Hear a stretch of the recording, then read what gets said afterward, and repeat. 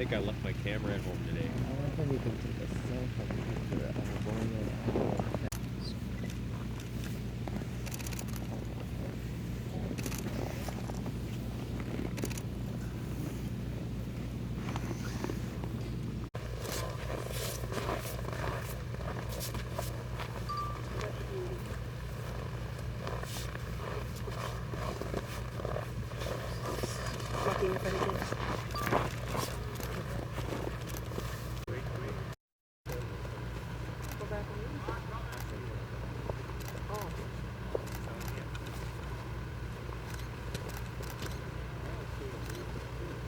Boreal owl, but I've never seen a boreal owl, but I think that the females are a lot bigger than the males. You see one little toe hanging down there? It's clamping on the branch. Okay, so is this a male or a female? I don't know. I think it's a female. Because I think I remember from that book I was just telling you about that in the boreal owls, there is the largest difference between the male and the female.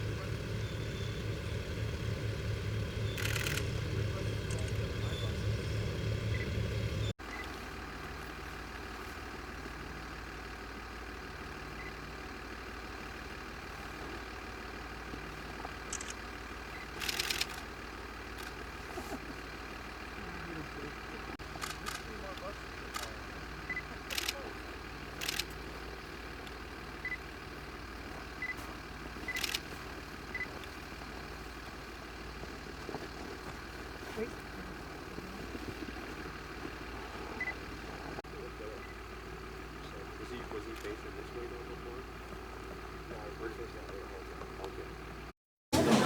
Hi, everybody. My name is Abby. My name's Joe. And we are from the Raptor Education Group Incorporated, also known as Reggie, from over in Anago, Wisconsin, where if you don't know where that is, it's kind of near Wausau, Wisconsin.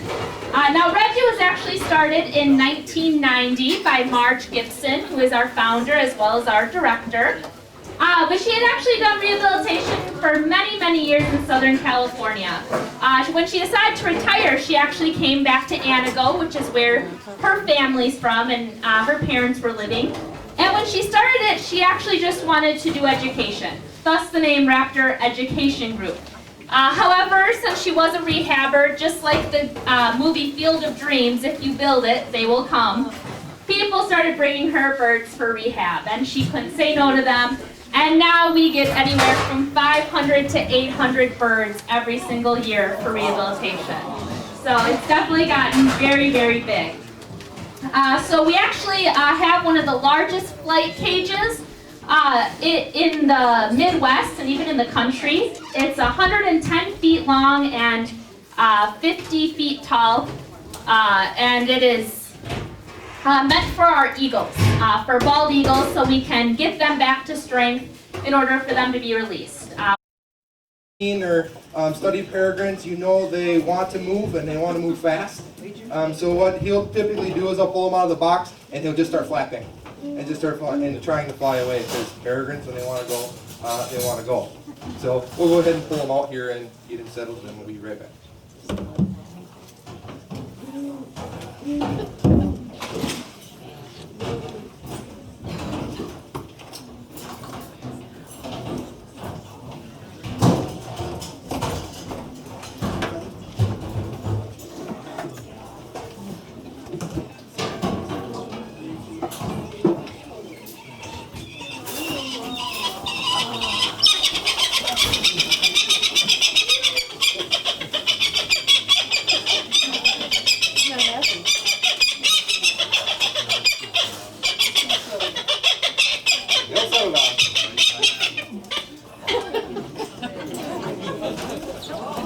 Like I said, he wants to go, he wants to go.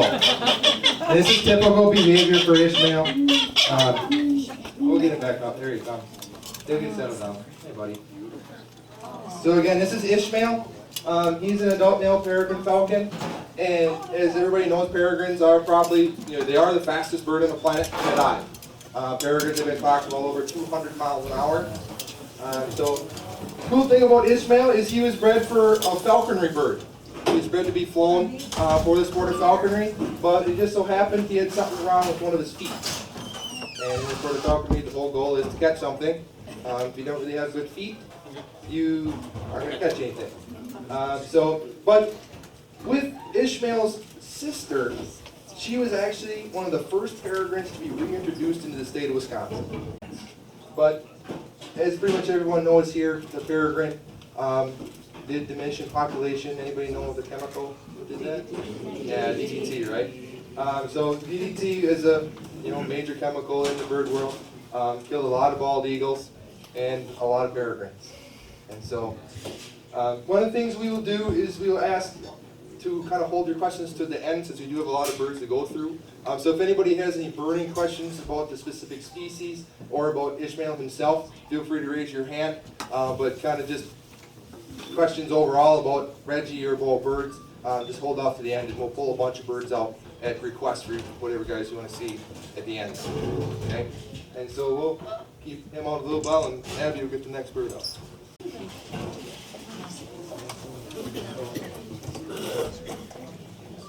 How old is the peregrine, did you say? Yeah, Ishmael is 17. Wow. Yep, he is one of the older peregrines, and as you look, 15 years old is old for a peregrine. So, and Abby, see, told you I promised. You didn't disappoint. All right, so this is Aries. Ishmael, it's Aries' turn now. I know. So this is Aries, and she is a broad-winged hawk. Yeah, she had one ear that was larger than the other one, but we also think that she might have had West Nile virus. She had very big stress bars in her tail feathers, and that's why she actually just lost her tail feathers within the last couple months. I know, everybody's been in their box too long, so we like to move around. As you can see, for any of you who know much about broad-winged hawks, they make terrible education birds. They're very high-strung. Aries is special. She's one of the calmest broad-winged hawks I've ever worked with. It might have to do with the West Nile virus. If she did have that, it can affect their brain. Otherwise, from when she was born with that large ear, that one ear that's larger than the other, she might have also had brain damage as a baby. And she could have possibly been bumped out of the nest by her mom, which is common when birds are born with birth defects. Now, actually, West Nile virus is an interesting thing to talk about for us at Reggie, because we were the first facility who decided to rehabilitate birds with West Nile virus. Every other rehabilitation center was putting them down. They were euthanizing them because they thought that even if they were able to recover from the West Nile virus, they would never be released. well, we decided we had 5 bald eagles that actually recovered from West Nile virus. And so we were able to get a grant to put radio transmitters on those bald eagles to see that if once we released them, they would be able to survive. The radio transmitters lasted 10 years. The eagles most likely lasted longer. Not a single one of those eagles died. And we did actually see that for definitely one of those eagles did go out, make a nest, and actually had babies year after year. So it was a great recovery program, and ever since then now rehabilitation centers have started to rehabilitate birds that have had West Nile virus. So we'll get to our next bird, commonly seen around here, but possibly not in this color phase. So this was actually requested for this weekend that we bring her.